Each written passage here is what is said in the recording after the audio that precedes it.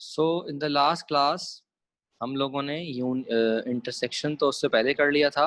Last class में मैंने आप लोगों को डिफरेंस अलबत्ता पूरा समझा दिया था और इंटरसेक्शन भी कल ही करवाया था। ठीक है, आज हम क्या करेंगे? आज हम करेंगे जनाब कॉम्प्लीमेंट। ठीक है, सो कॉम्प्लीमेंट के हवाले से ज़रा हम बात करते हैं कि कॉम्प्लीमेंट क्या होता है।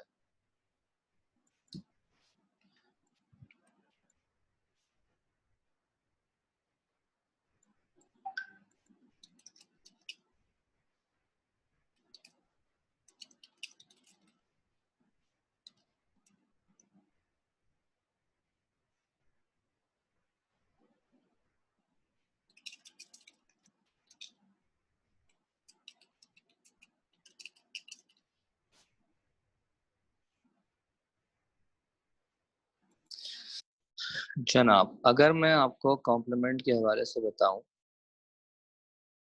ज़रा एडिटिंग करूं मैं इसके अंदर।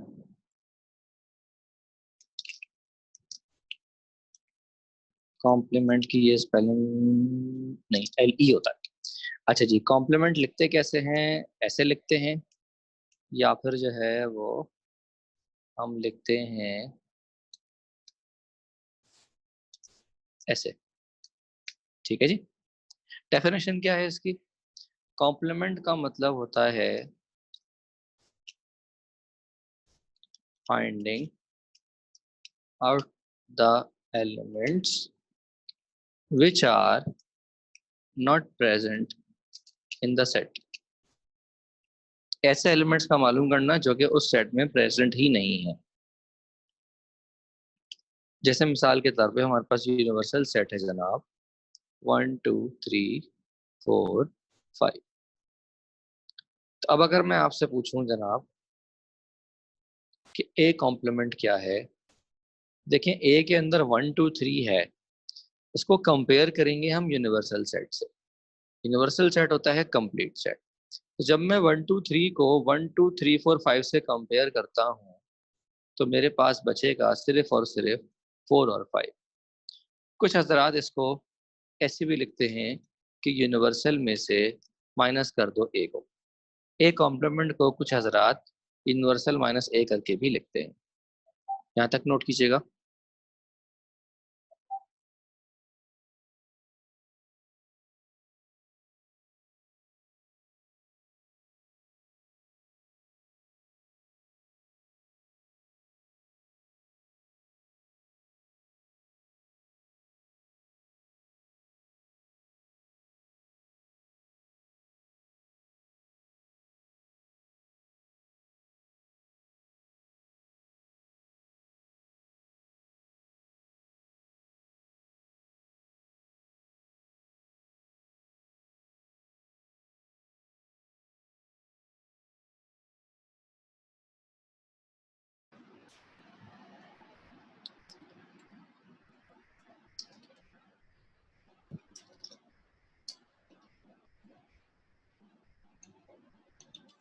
यहाँ तक नोट कीजिए फटाफट। छोटा सा पढ़ाया मैंने अभी। मैंने सिर्फ ए कॉम्प्लीमेंट और बी कॉम्प्लीमेंट बताया कि किस तरीके से निकला। ए कॉम्प्लीमेंट का मतलब है कि वो एलिमेंट्स जो ए में नहीं है कंपेयर करेंगे यूनिवर्सल सेट से। और बी कॉम्प्लीमेंट का मतलब है वो एलिमेंट्स जो बी में एग्जिस्ट नहीं कर रहे कंपेयर करेंगे हम यूनिवर्सल सेट से। ठीक है, आगे चलते हैं जनाब। Set builder form. A complement का मतलब है x such that x does not belongs to. X ऐसा एक्स जिसका ताल्लुक ना हो ए से और उसका ताल्लुक हो सिर्फ और सिर्फ किससे? यूनिवर्सल से। और इसी तरीके से बी कॉम्प्लीमेंट का क्या मतलब है? यही पूरा कॉपी हो जाएगा, बस यहाँ पर जो है वो ए के बजाय हम बी लिख देंगे। बात समझ में आ गई? सेट बिल्डर फॉर्म क्लियर है?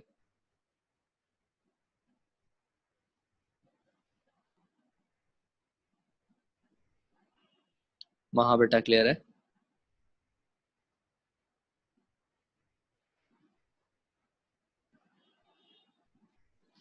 अच्छा जी, कम्यूटेटिव और एसोसिएटिव प्रॉपर्टी यहाँ पर नहीं लग सकती।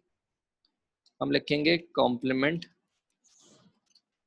Is a unary operation.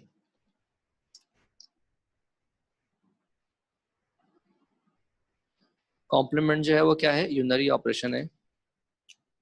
That is why commutative law can not be applied.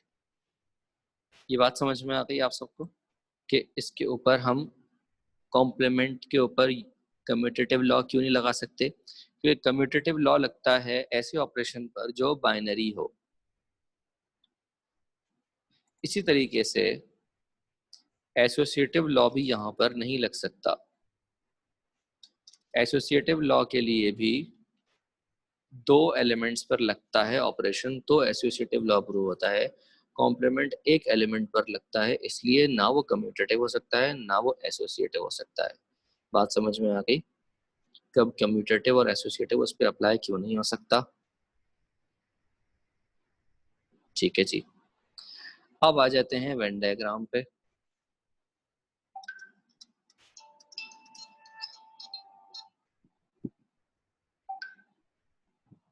एक सेकंड दीजिएगा मुझे।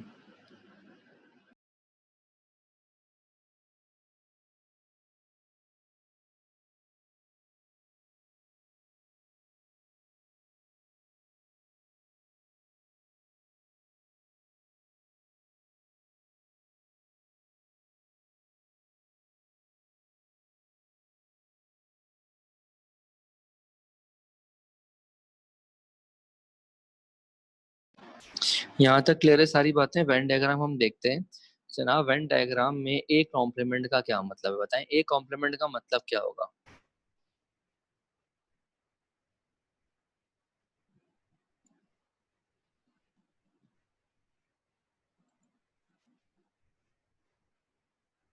ए कॉम्प्लीमेंट डायग्राम में कैसे शो करूं?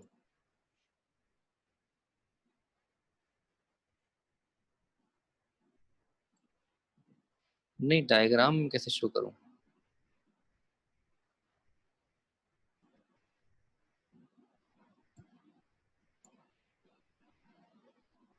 वो तो आपकी बात ठीक है कि ए कॉम्प्लीमेंट का मतलब है कि यू माइनस ए। डायग्राम में कैसे शो करूं?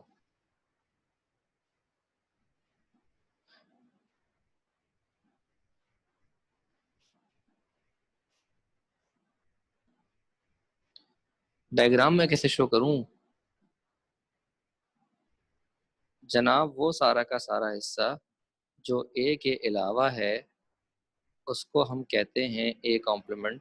तो मैं सारा का सारा वो हिस्सा शेड करूंगा जो ए के अलावा एग्जिस्ट कर रहा है मेरे पास। समझ में आ रही बात? तो सिर्फ और सिर्फ वो हिस्सा शेड होगा जो ए के अलावा है।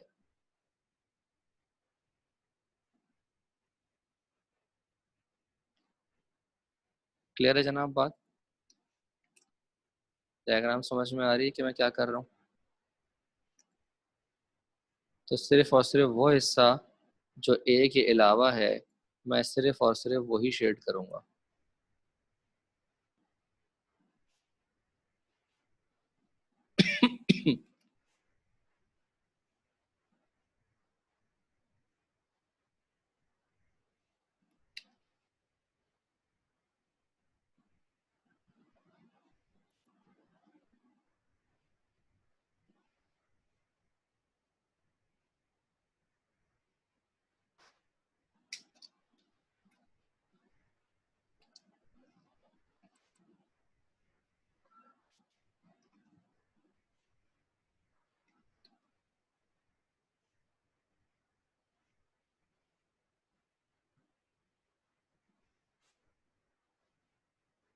थोड़ा टाइम लग गया इसमें, सॉरी।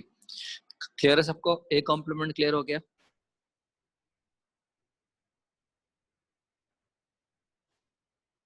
अच्छा भाई, identity element does not exist according to complement because complement is a unary operation, ये भी यूनरी ऑपरेशन है, इसीलिए यहाँ पर कोई आइडेंटिटी सेट एग्जिस्ट नहीं करता। बात समझ में आ गई कि आइडेंटिटी सेट एग्जिस्ट क्यों नहीं करता?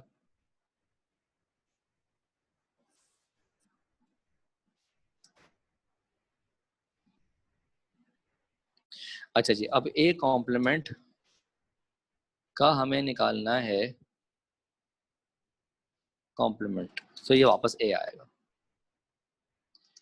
नेक्स्ट प्रॉपर्टी क्या है कि अगर हमें यूनिवर्सल का निकालना है कॉम्प्लीमेंट, तो वो क्या आएगा? यूनिवर्सल का कॉम्प्लीमेंट बताएं क्या आएगा?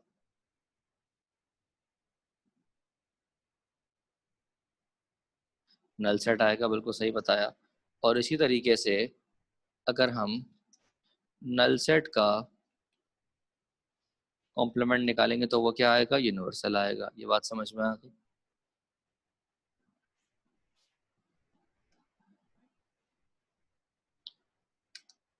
अच्छा जी, अब मुझे बताएं कि अगर मैं ए को यूनियन करूं ए कॉम्प्लीमेंट से तो क्या आएगा?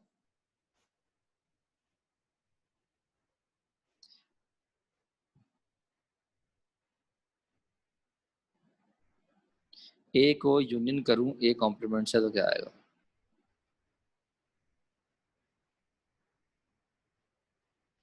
यूनिवर्सल आएगा। अच्छा जी, अब मुझे बताइए कि अगर मैं ए इंटरसेक्शन ए कॉम्प्लीमेंट करूं तो क्या आएगा?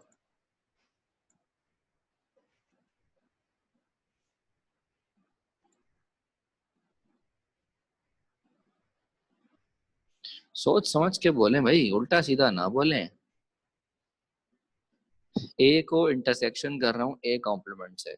मैं आपको एग्जांपल दे देता हूँ। एग्जाम्पल हमारे पास ऊपर मौजूद थी, उसी को उठा के कॉपी कर लेता हूँ। उसके बाद आपको सोचना आसान होगा। अब मुझे बताइए भाई कि ए इंटरसेक्शन ए कॉम्प्लीमेंट क्या आएगा?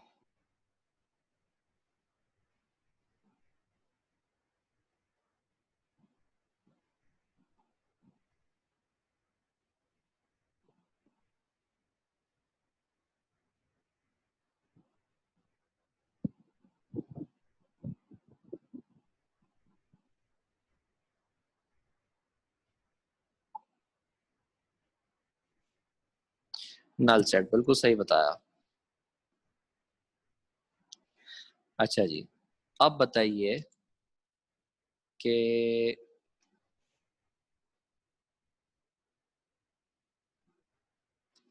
ए माइनस ए कॉम्प्लीमेंट कितना आएगा?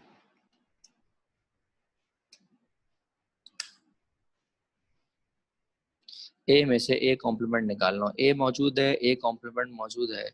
ये देखें, इसमें से 1 2 3 में से अगर मैं 4 5 निकालूंगा तो क्या बचेगा? तो सिंपल सही आंसर बताया आपने कि ए बचेगा। बिल्कुल सही बताया।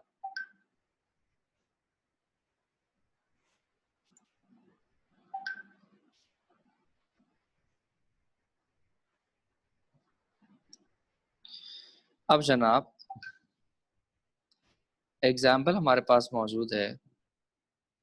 मेरा सवाल आपसे जो है अब वो बताइएगा आप मुझे।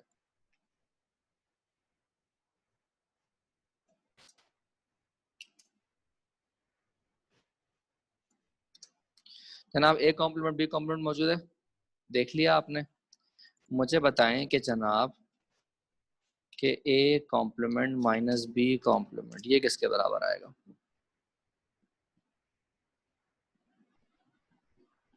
मैं कहता हूं ये बराबर आएगा बी माइनस ए के। तो पहले हम लेते हैं जनाब left hand side. Left hand side क्या कह रही है? कह रही है A complement minus B complement. क्या मतलब है इस बात का? मैंने ए कॉम्प्लीमेंट का सेट उठाया 4 5 और इसमें से मुझे माइनस करना है बी कॉम्प्लीमेंट जो कि कितना है 1 5। तो बताएं इसका आंसर क्या आएगा।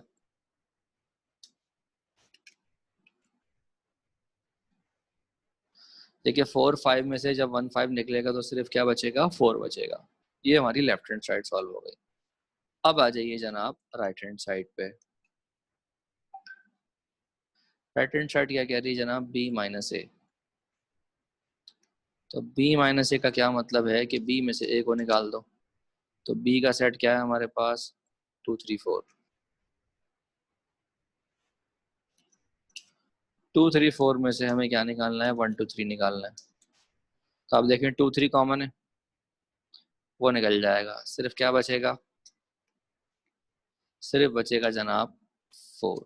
तो आप देख सकते हैं कि a complement minus B complement बराबर होता है b माइनस ए के। ये बात क्लियर हो गई सबको।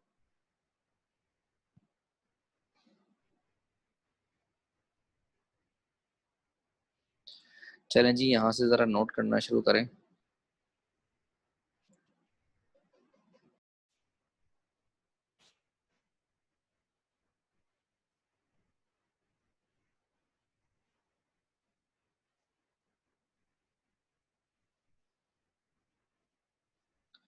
ठीक है, अगर अच्छी बात है बुक है तो एक्सरसाइज निकाल लीजिए 1.1, पेज नंबर है 12 और क्वेश्चन नंबर है हमारे पास 7। क्वेश्चन मैं आपके लिए लिख रहा हूँ, आप लोग अभी सॉल्व करेंगे। क्वेश्चन में कह रहा है कि if a is equals to A B D, b is equals to B C D और यूनिवर्सल है हमारे पास ए बी सी डी ई।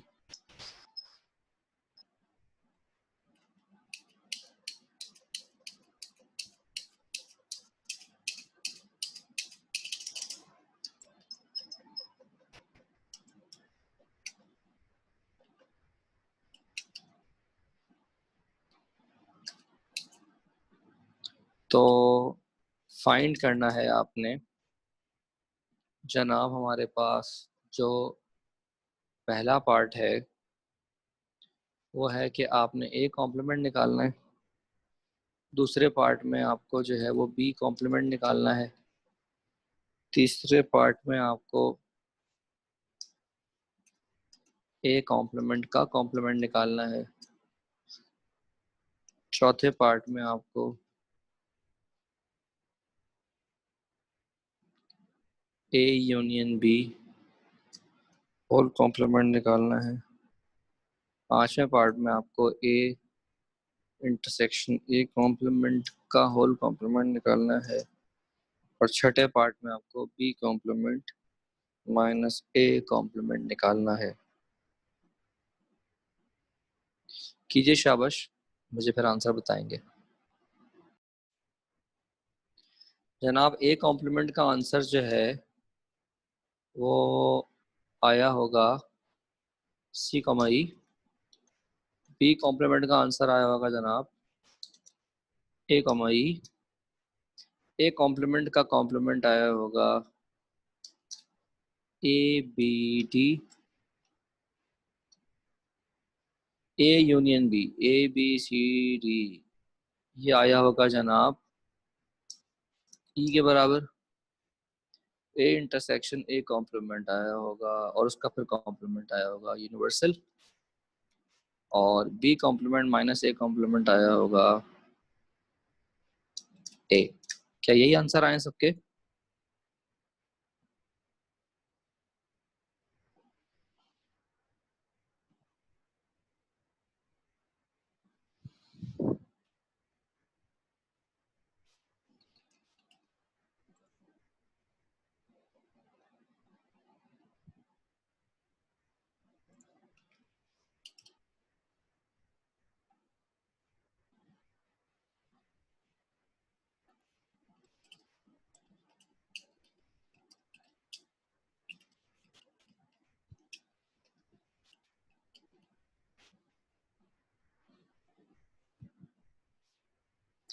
अच्छा जी, अब आगे चलते हैं हम, और अब आपको मैं बताता हूँ डी मॉर्गन्स लॉ, और ये हम कंटिन्यू करेंगे नेक्स्ट वीडियो में।